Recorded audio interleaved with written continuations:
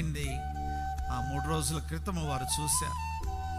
ప్రభు వారు తిరిగి లేచింది ఆదివారమున వారు అది కూడా చూశారు. 10 మంది శిష్యులు ఏం చేశారండి? చనిపోయింది చూశారు, తిరిగి లేచింది కూడా ఆ సమయంలో తోమ అనే శిష్యుడు లేడట. ఆయన విషయంలో బాగా వినండి. ఆయన శిష్యుల దగ్గరికి వస్తాడు.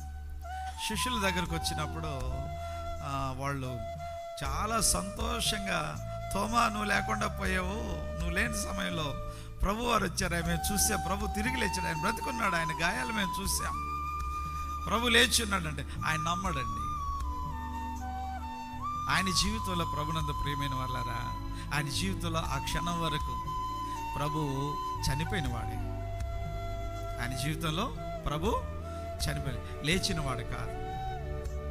తక్కిన 10 మందికి ప్రభువారు చనిపోవడము తిరిగి లేచిన అనుభవం వారిలో ఉంది, వారు చూశారు. కానీ తోమా జీవితంలో చనిపోయిన అనుభవం ఒకటి ఉంది. తాను ఎవరు అడిగినా చెబుతాడు, ఎవరు వచ్చాడు, అవునయ్యా ఆయన్ని కొట్టారండి, బాగా గాయపరిచారు, శిలువ మీద మరణించాడు. 3 రోజుల క్రితమే సమాధి కూడా చేసి అక్కడే గెత్సెమనే తోటలో ఉంది ఆయన సమాధి. పెద్ద రాయి తొలిపించి అక్కడ పెట్టున్నారండి, ఎవరు సైనికులు కావలి కాస్తా ఉన్నారండి అని ఆ మాట చనిపోయిన విషయం గట్టిగా చెబుతాడు. అడిగితే అడగకపోయినా చెప్పచ్చు, కానీ ఆయన పునరుత్థానుడై లేచిన సంగతిని చెప్పలేడు. ఇలాగున మన జీవితాలలో బాగా ఆలోచన చేయండి. కొన్ని సందర్భాల్లో మనల్ని మనం పరీక్షించుకున్నప్పుడు, మన గురించి మనం ఆలోచించుకున్నప్పుడు బాగా ఈ విషయాన్ని మన జీవితంలో ప్రభువుని చనిపోయిన ఆ అనుభవం దాకే ఉంచుతున్నాం. ఆయన తిరిగి లేచిన అనుభవం మన జీవితంలో లేదు. కారణం ఏంటో తెలుసా? అనేకులు క్రీస్తు యేసు దగ్గరకు వస్తున్నారు, వారితో నువ్వు కూడా వచ్చున్నావు, మంచిది. నీవు ఆ దినాల్లో ప్రభుని అంగీకరించావు, మంచిది. బాప్తిసం తీసుకున్నావు, మంచిది. ఆయా సమయాల్లో ఆయన జ్ఞాపకం చేసుకుంటున్నావు, మంచిది. కానీ మరణాన్ని ప్రచురము చేయకుండా ఉండిపోతున్న కారణము నీ జీవితంలో ప్రభువు లేపబడలేదు. ఆయనను ఇంకా శిలువ మీద ఉంచి ఉన్నావు. నీ జీవితంలో ప్రభు పునరుత్థానుడు కాలేదు. ప్రభునందు ప్రియమైన వాళ్ళ సంవత్సరాలు గడుస్తూ ఉన్నా ఈ రోజుటి వరకు ప్రభు నీ జీవితంలో మృతుడే.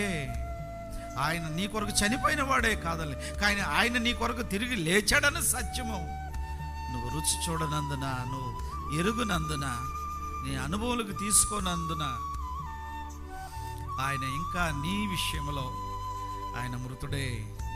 ఆయన ఇంకా నీ కొరకు చనిపోయిన వాడే, నీ కొరకు లేచిన వాడు కాదు. తక్కిన 10 మంది జీవితంలో ప్రభు లేచిన వాడుగా కనబడుతున్నాడు.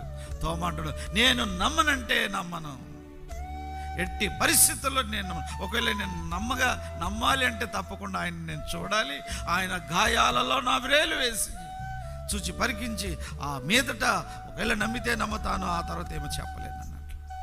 ఎలాగుందమ్మా నువ్వు ప్రచురము నేటికి చేయకుండా ఉన్నట్లయితే, ఆయన మరణాన్ని బలలో చేతులు ఇన్ని సంవత్సరాలుగా వేస్తూ ప్రభు మరణాన్ని, ఆయన పునరుత్థానాన్ని, ఆయన రాకడను నువ్వు ప్రచురము చేయకుండా జీవిస్తున్నట్లయితే ఆయన శిలువ మీద ఉన్నట్లే నీ విషయంలో.